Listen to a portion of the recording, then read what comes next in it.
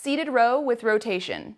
You can use a cable machine at a gym from a seated, like a low point attachment, or you can use a higher attachment like what you see here on a pulley. Start by sitting wide-legged, straddle a bench. Make sure that you're squeezing your knees to either side of the bench. You want to do a lat pull with one arm. From there, making sure your chest is nice and upright, you want to rotate your thoracic cage. So you want to rotate through the rib cage and the shoulders. Reverse the rotation, and then release the row.